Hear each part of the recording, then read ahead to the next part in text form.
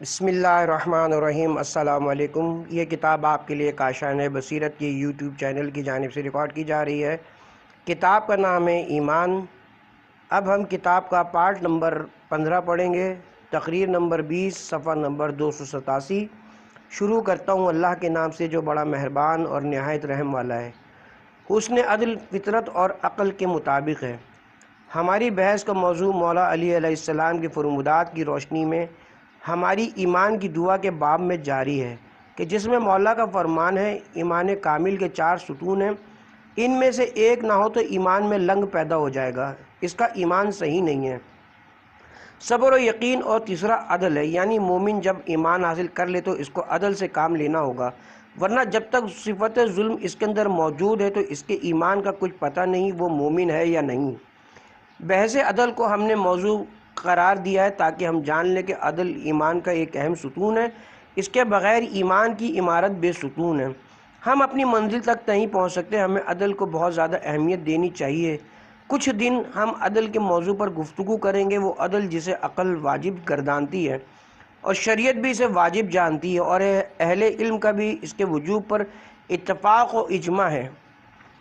حسن عدل اور قبیح ظلم، یعنی عدل کا اچھا ہونا اور ظلم کا برا ہونا، ہر فرد کے نزدیک فطری ہے۔ خداوند کریم قرآن میں عدل کے بارے میں تاکید کرتا ہے۔ خدا عدل کے بارے میں ارشاد فرماتا ہے کہ عدل تم پر واجب ہے، ظالم ہونا حرام ہے، عدل نور ہے اور ظلم ظلمت ہے۔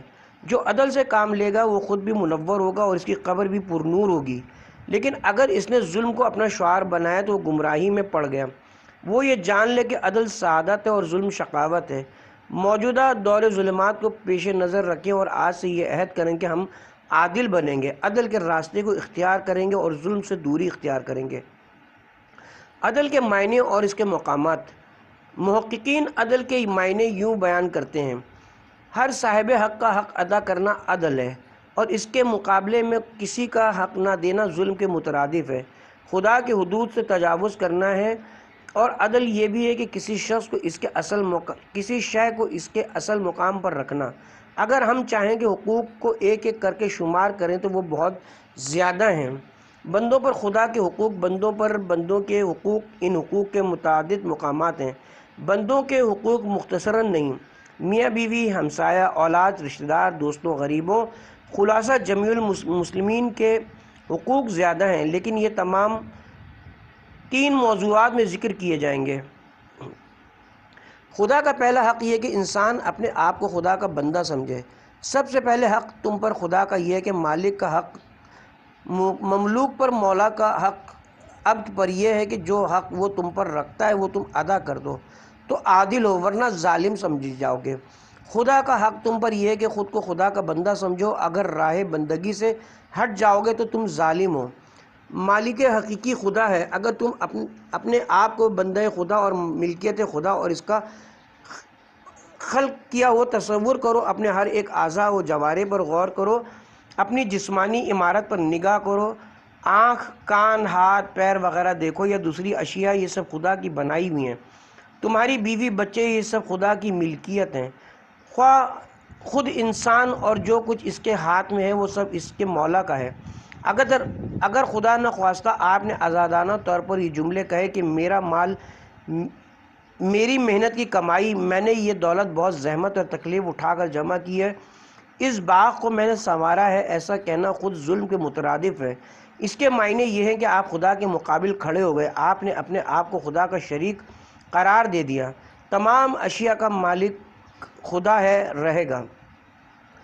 للہ ملک السماوات والارض، آسمان و زمین کی ملکیت اللہ کے لیے ہے۔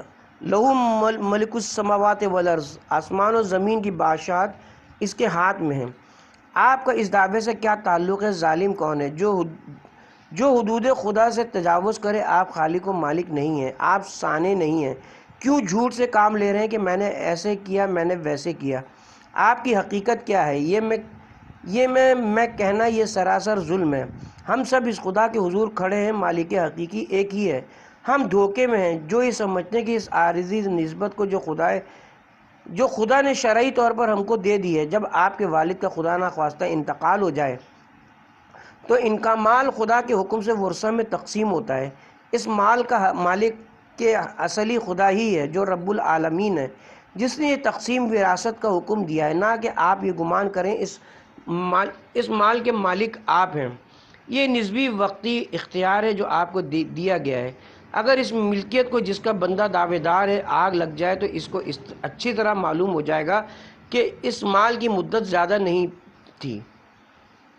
اگر یہ سچ ہے تو اس مال کو تباہ ہونے سے بچا لیں۔ اگر یہ مال قیمتی ہے تو اس کو آپ اپنی قبر میں ساتھ کیوں نہیں لے جاتے؟ معلوم ہوا کہ مال اور ہے، ہم اور ہیں۔ مال ہم سے جدا شے کا نام ہے اور اس کا مالک حقیقی کوئی اور ہے۔ میں مجبور ہوں کہ یہاں ایک واقعہ نقل کروں تاکہ یہ موضوع اور واضح ہو جائے، اس لیے کہ مولا فرماتے ہیں مومن کو دقت نظر ہونا چاہیے، غور و فکر کرنا چاہیے، مطلب کی گہرائی تک پہنچ کر علم و حکمت کے ابواب کو اور علم کے سمندر کی تہہ سے امواج علوم کو باہر لے آئے۔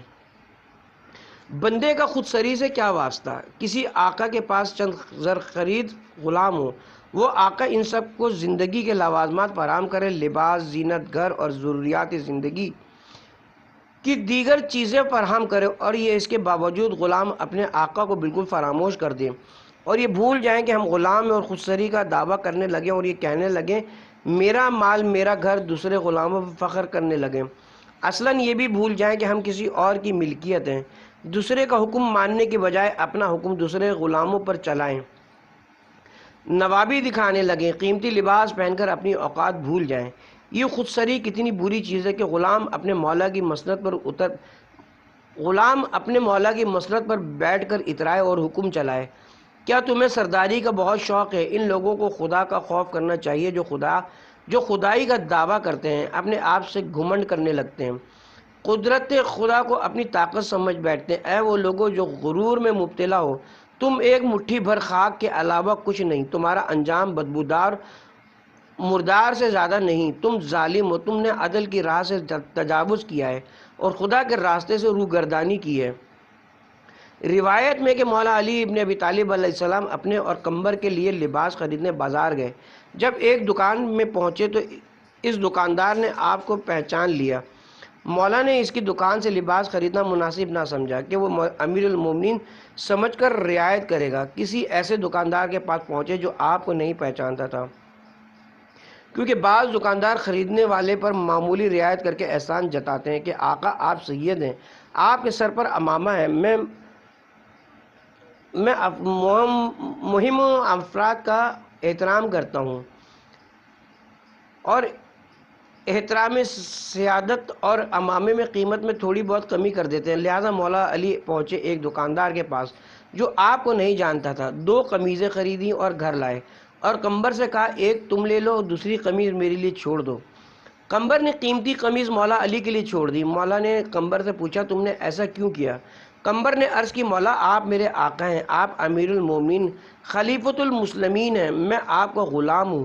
مولا نے فرمایا نہیں، تم مہنگی قمیض لے لو، اور مجھے اپنے پروردگار سے شرم آتی ہے کہ میں اپنے آپ کو تم پر ترجیح دوں۔ یعنی علی اور قمبر اپنے پروردگار کے غلام ہیں، دونوں خدا کی ملکیت ہیں۔ علی کیوں آقائیت نہیں دکھاتے؟ علی اپنے آپ کو مولا کیوں نہیں سمجھتے؟ اس لیے کہ آپ عادل ہیں۔ عیسائی محقق جارج جرواق نے سچ کہا ہے کہ علی کو اس کی عدالت نے قتل کروایا ہے۔ غریبوں کے ساتھ تکبر سے پیش آنا بندگی پروردگار کے خلاف ہے۔ عالم وجود کی سب سے بڑی شخصیت، سب سے پہلی شخصیت سے لے کر آخری فرد بشر تک ایک ہی طرح سے خلق کیے گئے، سب خدا کی ملکیت ہے، جیسا کہ پروردگار کا ارشاد ہے سارے آسمان اور زمین میں جتنی چیزیں ہیں سب کی سب خدا کے سامنے بندہی بن کر آنے والی ہیں۔ تمام مخلوق اپنے مولا کی غلام ہے، اس کے باوجود یہ آپس میں خدا بن جائیں یا ایک دوسرے پر اپنی بڑائی جتائیں، کیا یہ ظلم نہیں ہے؟ اپنی چادر سے زیادہ پاؤں پھیلانا ظلم ہے۔ جو شخص خود مٹھی بھر خاک کے برابر ہو، جس کا انجام ایک مردار کی طرح ہو، وہ اپنی جیسی مخلوق جس کا مالک کوئی اور ہو اس پر فخر کر سکتا ہے، بڑائی دکھا سکتا ہے، اپنے کو حاکم اور مالک قرار دے سکتا ہے۔ بعض لوگ اپنے ملازم کو اپنی ملکیت تصور کرتے ہیں اور اپنے آپ کو اس نوکر اپنے آپ کو اس نوکر کا مالک حقیقی سمجھنے لگتے ہیں، چاہے استاد و شاگرد ہو یا آپ میں سے کوئی کاریگر یا مالک ہو، بحیثیت بشر آپ میں کوئی فرق نہیں۔ کیا آپ کی کوئی قیمت ہے؟ لوگ نسبت دیتے ہیں کہ فلاں لکھپتی ہے۔ آج خدا کی طرف سے پیغام آ گیا، یہ ثروت مندی ختم، اب کوئی نسبت نہیں دے گا۔ آج رات یہ دولت آپ کے وارثوں کی سمجھی جائے گی، آپ کے لیے تو کچھ بھی نہیں ہے، آپ کی ذات تو اس دولت سے کچھ فائدہ نہیں ہوا۔ کہتے ہیں کہ اگر اہل جہنم کو دیکھنا ہے تو ان لوگوں کو دیکھ لیں جو کرسی پر بیٹھ کر اپنے آگے ہاتھ جوڑ کر کھڑے ہوئے لوگوں پر حکمرانی کرتے ہیں، ان کو انسان نہیں سمجھتے۔ ایسا شخص خود ظالم ہے جو کرسی اقتدار پر بیٹھا ہے اور خدا کا منشی خاص بنا بیٹھا ہے اور لوگوں کو غلام بنا کر فروخت کر رہا ہے۔ جو کوئی اپنے آپ کو اعزاز سمجھے وہ ظالم ہے۔ حضرت علی علیہ السلام فرماتے ہیں، عادل ہونے کے لیے فہم و فراست چاہیے، کوئی ناسمجھ آدمی عادل نہیں بن سکتا۔ خلقت عدل پر مبنی ہے۔ حضرت امیر المومنین علیہ السلام نے اصول کافی میں عدل کو تیسرا ستون قرار دیا ہے، یعنی ایمان کا لازمہ عدل ہے، لہذا کفر و ظلم دونوں باہم مربوط ہیں۔ ایمان یعنی عدل، کفر یعنی ظلم۔ دوسرے الفاظ میں ہر مومن عادل ہوتا ہے اور ہر کافر ظالم ہوتا ہے۔ عدل ایک ایسا موضوع ہے جس کو خدا نے اولیت دی ہے۔ اس عالم تکوین کی خلقت میں جو نظم و ترتیب ہے، یہ سب عدل پر مبنی ہے، جیسا کہ ارشاد قدرت ہے، اور آسمان و زمین عدل کے ساتھ قائم ہیں۔ سورہ آل عمران آیت نمبر 18۔ خدا اور فرشتوں اور صاحبان علم نے گواہی دی ہے کہ اس کے علاوہ کوئی معبود نہیں ہے، اور عدل یعنی عدل و انصاف کے ساتھ کارخانہ عالم کا سنبھالنے والا ہے۔ سورہ آل عمران آیت نمبر 18۔ ہر شے کو اس کے مقام میں اصل پر رکھنا، حقدار کو اس کا حق دینا، جو مخلوق جس مرتبے کی مقتضی ہے اسے وہ مرتبہ دینا، اور جو اس کے لیے نقصان دہ ہے وہ نہ دی جائے۔ بلندی سے لے کر پستی تک جتنے قرات اس کائنات میں ہیں، جن کی کوئی حد نہیں ہے۔ یہ زمین اور اسی کے موجودات کے ذرے ذرے پر اگر غور کریں تو ہمیں ہر جگہ خدا کا عدل اور توازن نظر آئے گا۔ اگر کوئی اس عالم خلقت کے بارے میں عدل الہی کے مقامات کو بیان کرنا چاہے تو یہ مقامات ناقابل شمار ہیں۔ میں نمونے کے طور پر بلندی اور پستی کے بارے میں عرض کروں گا تاکہ عدل تکوینی حاصل ہو جائے اور مقدمہ بیان عدل قرار پائے۔ قرات آسمانی میں میزان عدل، پروردگار نے اس قدر قرات خلق کی ہیں جن کا کوئی شمار نہیں۔ 1 صدی پہلے کہا جاتا تھا کہ کائنات میں 3 ارب ستارے موجود ہیں، اور آج یہ کہا جاتا ہے 1 خرب سے زیادہ کہکشائیں اور نظام اس کائنات میں موجود ہیں۔ کہتے ہیں کہ ایک ایسا بھی بڑا قرہ ہے جس کی روشنی ابھی تک کرۂ زمین پر نہیں پہنچی ہے۔ وہ نور جو 1,00,000 کلومیٹر فی گھنٹے کی رفتار سے حرکت کرتا ہے، یہ قرہ جب سے وجود میں آیا ہے اس کا نور زمین پر نہیں پہنچا۔ ان تمام قرات میں نظم اور عدل دیکھنے میں آتا ہے، جیسا کہ ارشاد قدرت ہے، اور اسی نے آسمان کو بلند کیا اور ترازو انصاف کو قائم کیا۔ آیا اول سے آخر تک کسی نے یہ دیکھا کہ یہ قرات جو مسلسل متحرک ہے، وہ قرات جن کا شمار ممکن نہیں، کس طرح اپنا مدار میں گھوم رہے ہیں، ایک معین راستے پر توازن اور آواز سے زیادہ تیز رفتاری سے حرکت کر رہے ہیں کہ کیا یہ آپس میں کبھی ٹکراتے ہیں؟ اگر یہ کشش ثقل ختم ہو جائے تو کائنات کا توازن بگڑ جائے گا۔ ماہرین نے ان کی رفتار 1000 کلومیٹر فی گھنٹہ بھی ریکارڈ کی ہے۔ آج کل خلبان ایسے برق رفتار راکٹ پر سوار ہوتے ہیں جو 3 دن میں چاند پر پہنچا دیتا ہے، حالانکہ چاند خود متحرک ہے۔ اس کے باوجود ماہرین نے چاند کی حرکت کی تناسب سے راکٹ کی رفتار کو منظم کیا۔ آج کل کے سائنسدان یہ حساب بھی رکھتے ہیں کہ 3 دن بعد چاند کس مقام پر موجود ہے۔ اگر مختصر دیر یا سویر ہو جائے تو راکٹ اپنے ہدف پر نہیں پہنچ سکتا۔ اس حساب و کتاب کے لیے ضروری ہے کہ قرات کی حرکت منظم ہو۔ دیکھ بھال کرنے والا اچھی طرح نگہداشت کرتا ہے۔ کچھ عرصے پہلے یورپ کی ایک لیبارٹری نے یہ اعلان کیا تھا کہ کچھ قرات کے ٹکڑے جدا ہو کر تیزی سے کرۂ ارض کی طرف بڑھ رہے ہیں، اور وہ فلاں راستے سے فلاں وقت زمین سے ٹکرائیں گے اور زمین کو پارا پارا کر دیں گے۔ لوگ اس خبر سے اتنے متاثر ہوئے کہ اس روز معینہ وقت میں اپنے شہروں کو چھوڑ کر صحرا میں نکل گئے۔ بعض افراد نے خوف و ہراس کے مارے دریا میں چھلانگ لگا کر خودکشی کر لی، لیکن جب وہ وقت آیا تو کوئی بھی حادثہ پیش نہ آیا۔ تم نے یہ کیسے گمان کر لیا کہ ایسا ہو سکتا ہے؟ بے شک تمہارا حساب و کتاب درست ہو، لیکن کیا ان قرات کی حرکت بغیر کسی مدبر کے ہو سکتی ہے؟ یہ نظام عالم ہستی اس خالق کے ہاتھ میں جس نے اس کائنات کو خلق کیا، اس کا نظم و نسق بھی اس کے ہاتھ میں اور اس کا میزان بھی کارخانہ قدرت کا بنا ہوا ہے۔ سب کو عادل ہونا چاہیے۔ اس کرۂ زمین میں کون سی مخلوق کو عادل ہونا چاہیے؟ جمادات، نباتات، حیوان، انسان، دریا، صحرا، پہاڑ، کون سی نوع کو خلقت عدل کی تلقین کرنی چاہیے؟ یقیناً اے انسان تجھے عادل ہونا چاہیے، کیونکہ تجھے اشرف المخلوقات قرار دیا گیا۔ تجھے خدا نے قدرت فہم، شعور اور اختیار جیسی نعمتوں سے نوازا، عقل اور آسمانی وحی کے ذریعے عدل کی طرف تیری رہنمائی کی اور تجھ پر عدل کو واجب قرار دیا، کیونکہ یہ کارخانہ قدرت سے عدل پر مبنی ہے۔ ہر انسان کی زندگی بھی عدل پر استوار ہونی چاہیے، تب لوگ عادل کہیں گے۔ جو شخص یہ جانتا ہے کہ امام جماعت عادل ہونا چاہیے، حالانکہ ہر مومن کو عادل ہونا چاہیے، وہ مرد، عورت، جوان، بوڑھا، عالم، جاہل، جو بھی ہو، اسے عادل ہونا لازم ہے۔ عدل سے کام لو، کیونکہ عدل تقوی سے زیادہ قریب ہے۔ سورہ مائدہ آیت نمبر 8۔ ہر مسلمان پر واجب ہے کہ وہ اپنی زندگی کو عدل کے ستون پر برقرار رکھے، خدا کے ساتھ عدل کرے، عدل کے ساتھ اپنے ہمسائے کے ساتھ، تمام افراد بشر کے ساتھ عدل سے پیش آئے۔ مجھے امید ہے کہ جو لوگ اب تک اپنے آپ کو ظالم سمجھ رہے ہوں گے، آج سے یہ عہد کریں گے کہ عدل کے راستے کو اپنائیں گے۔ وہی ایمان کا راستہ ہے۔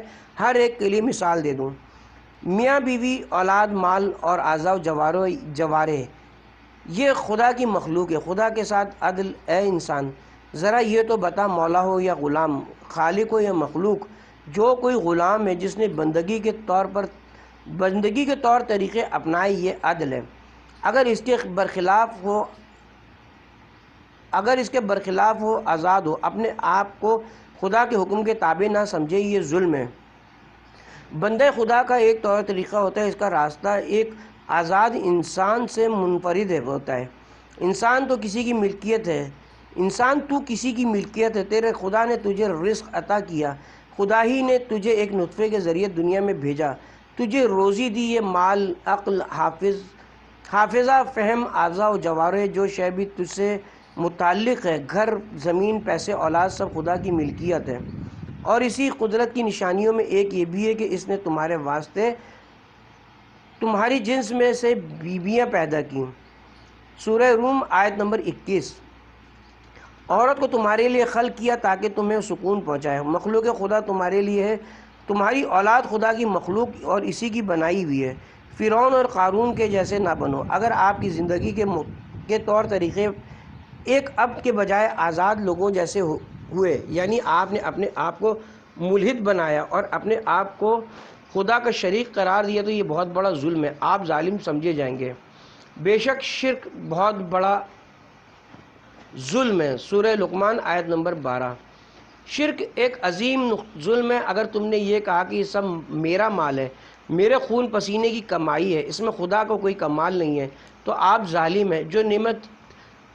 جو نعمت خداوندی کو نہیں پہچانتا وہ ظالم ہے، وہ خدا کو کچھ نہ سمجھے بلکہ خدا کے بامقابل اپنے آپ کو سمجھے۔ اے انسان، یہ خدائی تجھے زیب نہیں دیتی، یہ قبا تیرے ناپ کی نہیں ہے، خدا ہی اس خدائی کا سزاوار ہے۔ ایسا نہ ہو کہ تم اپنی دولت پر مباحات کرنے لگو، مال خرچ کر کے قارون کی طرح بولو کہ یہ مال تو میں نے اپنی قابلیت کی بنا پر حاصل کیا ہے۔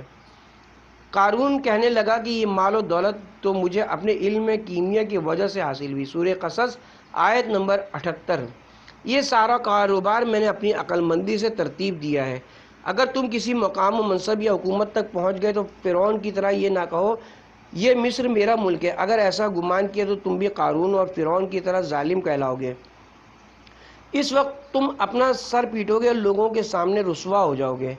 فرعون نے لوگوں کو پکار کر کہا، اے میری قوم، یہ ملک مصر ہمارا نہیں۔ سورہ زخرف آیت نمبر 51۔ ایک پیشاب سے حکومت چلی گئی، تم نے یہ وہم و گمان کر لیا کہ تم ہمیشہ یہاں رہو گے، خدا کا فراموش کر دیا۔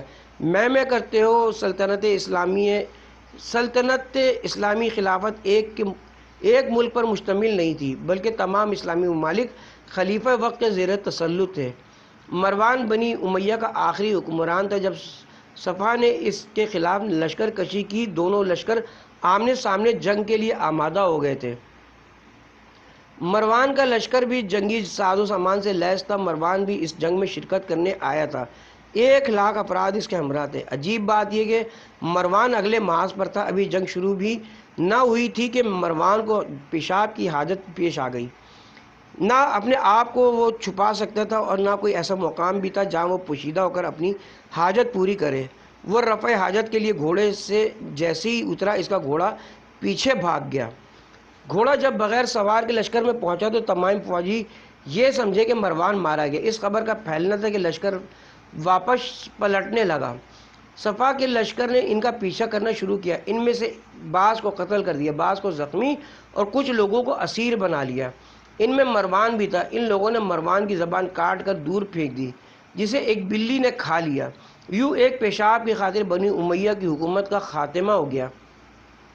یہ بات تو طے ہے کہ جس نے غرور کیا، خدا کو فراموش کر دیا، خدا کے مقابلے میں میں کی کہا، وہ ظالم ہے، چاہے وہ کوئی بھی ہو، کربلائی، حاجی، سید، عالم، جاہل، جو کوئی بھی خدا کو فراموش کرے گا، آزادی کا دعویٰ کرے گا، انانیت دکھائے گا، وہ ظالم ہے۔ تمہارے لیے بندگی کا لباس مناسب ہے، نہ کہ کبریائی کا۔ بندے کو چاہیے وہ خدا کی بندگی کرے، ورنہ وہ ظالم ہے۔ اپنے پروردگار کے لیے اپنے اندر خضوع و خشوع پیدا کرو، کیونکہ تارک الصلاۃ بنے ہوئے تارک الصلاۃ یعنی قطعاً کافر ہے۔ اگر منکر صلاۃ ہے تو نجس بھی کہلائے گا۔ یہ کیوں ہے؟ اس لیے کہ یہ اپنے آپ کو خدا کا بندہ تصور نہیں کرتا، ورنہ نماز کو کبھی ترک نہ کرتا، اپنے پروردگار کے آگے اپنے سر کو زمین پر رکھ دیتا۔ امام موسیٰ بن جعفر کی ایک آزاد آدمی کو نصیحت۔ مجالس المومنین میں نقل ہوا ہے کہ امام موسیٰ کاظم علیہ السلام کا ایک آدمی گھر کے دروازے کے سامنے سے گزر ہوا۔ وہ بلند آواز میں موسیقی سن رہا تھا۔ اس کی کنیز کوڑا پھینکنے جب دروازے پر آئی تو امام نے پوچھا، یہ کس کا گھر ہے؟ اس نے کہا بشر حافی کا ہے۔ آپ نے پوچھا یہ آزاد ہے یا غلام؟ وہ کہنے لگی آقا کے خود کئی غلام اور کنیزیں ہیں، وہ کہاں سے غلام ہو سکتا ہے؟ امام نے فرمایا تم ٹھیک کہہ رہی ہو، اگر یہ بندہ ہوتا تو ایسا نہ ہوتا۔ یہ کہہ کر امام گھر چلے گئے۔ اس شخص نے کنیز سے پوچھا یہ دروازے پر کس سے باتیں کر رہی تھی؟ اس نے پوری بات بتا دی۔ بشر فوراً سمجھ گیا کون تھا، فوراً ننگے پیر امام کی خدمت میں پہنچا۔ حالانکہ یہ شہر کا مشہور مالدار محترم شخص سمجھا جاتا تھا۔ آیا وہ مولا کے قدموں میں گر پڑا اور کہنے لگا آقا میں بندہ بننا چاہتا ہوں۔ اس نے امام کے سامنے توبہ کی۔